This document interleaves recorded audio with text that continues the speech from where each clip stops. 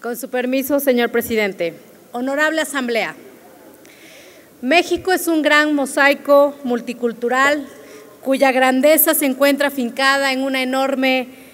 variedad de pueblos y comunidades indígenas o grupos etnolingüísticos con civilizaciones y forma de organización muy anteriores a la conquista española.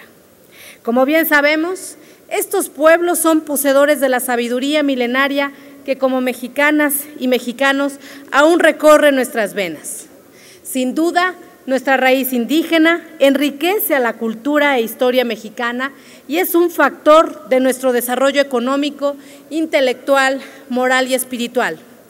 Es por ello que la transformación legislativa, a través de la cual estamos adaptando al Estado mexicano a las nuevas realidades que enfrenta el país en aras de su progreso y bienestar,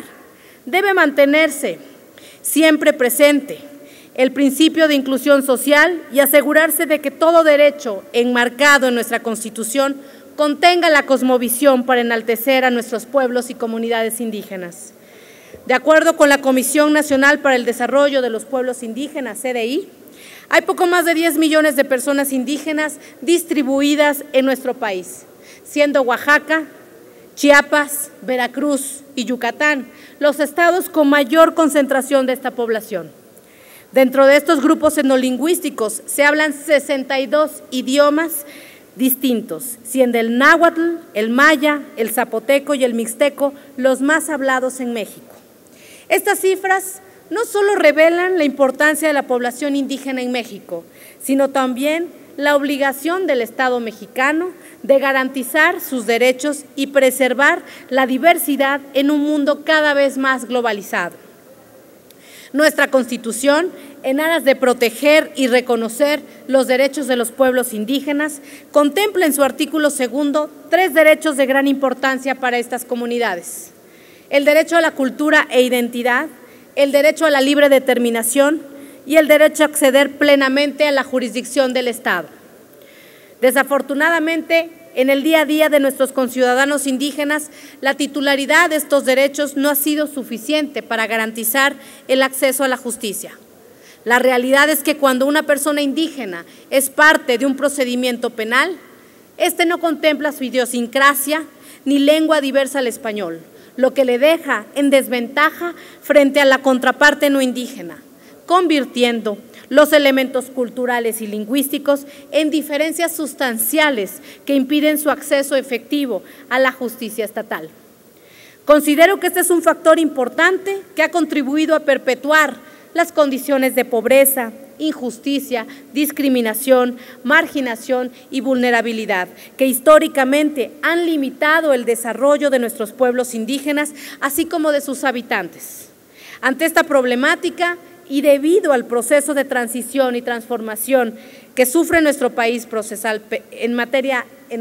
procesal penal, hoy tenemos la gran oportunidad de salvaguardar el derecho constitucional de los pueblos y comunidades indígenas de acceder plenamente a la jurisdicción del Estado, de acceder a la justicia.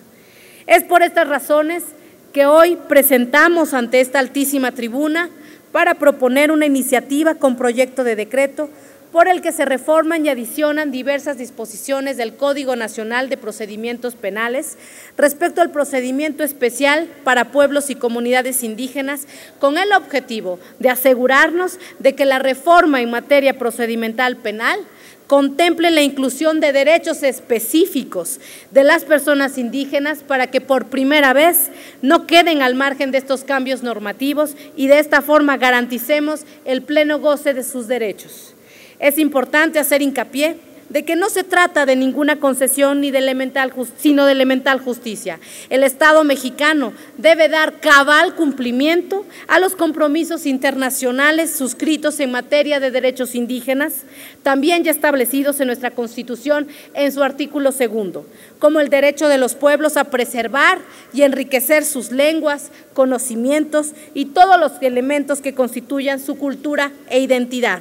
para lo cual el Estado debe garantizar a cualquier indígena que participe en un proceso penal un defensor o asistente jurídico que conozca su idioma o tradiciones, quien deberá asistir a la víctima o al imputado desde la notificación o presentación de la denuncia hasta la conclusión del procedimiento penal.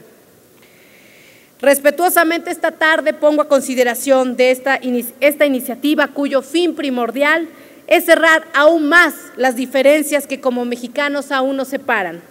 Confío plenamente en que este es un asunto que nos une y a muchos que provenimos de estados con alta población indígena nos compromete. Hoy tenemos la enorme oportunidad de actuar a favor de ese México profundo, fuente de orgullo, pero también de complejidad política y social que ha caracterizado a nuestro país. Hoy podemos dar un paso adelante en la consolidación del nuevo sistema de justicia penal, vanguardista, como el de las sociedades multiculturales más avanzadas, que efectivamente sea garante de derechos y congruente con los principios democráticos del Estado mexicano. Muchas gracias.